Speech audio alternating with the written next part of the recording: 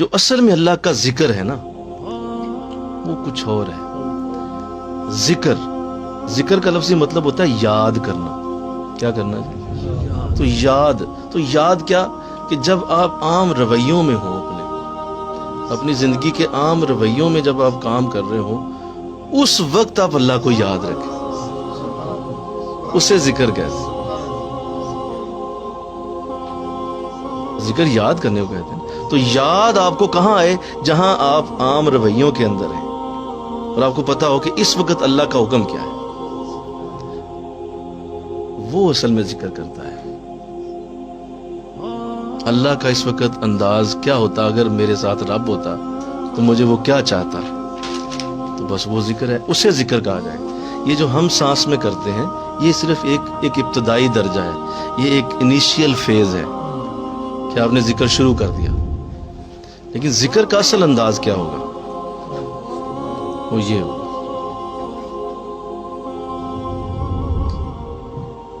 مثلا دیکھیں آپ مطلب بیٹھے ہوئے ہیں، مہمان آیا ہوا ہے، مہمان کے ساتھ آپ بیٹھے ہیں تو مہمان کے ساتھ باتیں ہو رہی ہیں، کھانا پینا چل رہا ہے، ٹھیک ہے، جو مہمان کی خدمت ہے کیا. اس کے بعد مہمان اٹھ کے جانے لگا ہے.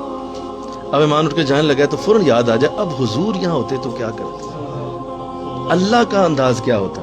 تو آقا علیہ السلام مہمان کو دروازے تک چھوڑ کے آتے. آپ صرف اس لیے اٹھیں کہ میں حضور کا یہ انداز پورا کروں، میرے نبی کا یہ انداز تھا، آپ اٹھ کے دروازے تک اسے چھوڑ کے آئیں. یہ اللہ کا ذکر ہوا ہے، یہ آپ نے ذکر کیا ہے، یہ ذکر.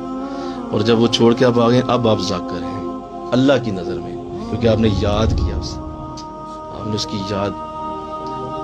یہاں تک کہ آپ چلو ایک دکان پہ ہیں، آپ دکان پہ کھڑے ہیں، آپ گاہک آ گیا تو آپ اس سے بات کر رہے ہیں، دکانداری ہے آپ کی، ظاہر آپ چیز سیل کر رہے ہیں، وہ آپ سے لینے آ گیا. تو اب آپ اسے دیتے ہوئے یاد کریں کہ اللہ کیا چاہتا. یہاں اگر گاہک کے ساتھ میں بات کر رہا ہوں تو میرے خدا کا اس وقت حکم کیا ہوتا؟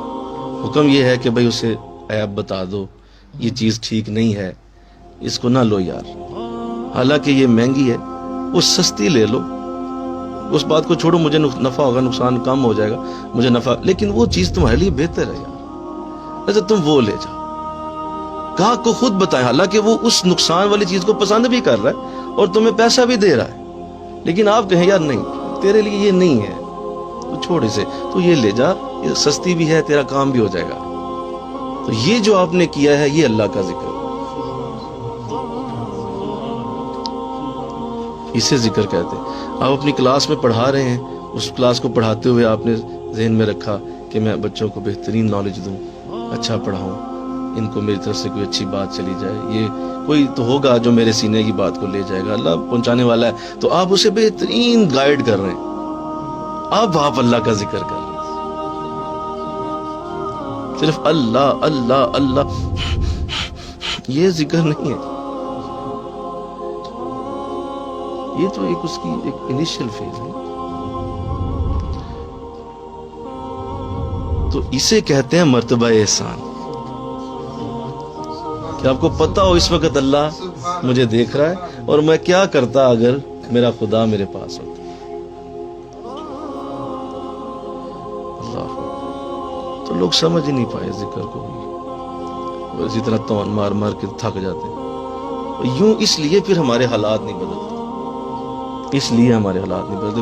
کئی سال بیعت کو ہو جاتے ہیں، یار میں ذکر بھی کرتا ہوں، حضرت صاحب میں وظائف، میں تو درود شریف بھی پڑھتا ہوں، میں تو فلاں بھی کرتا ہوں، میں تو یہ بھی کرتا ہوں، لیکن اسی طرح کا چول کا چول، کیونکہ رویوں میں اللہ کی یاد نہیں ہے. رویوں کے اندر مرتبہ احسان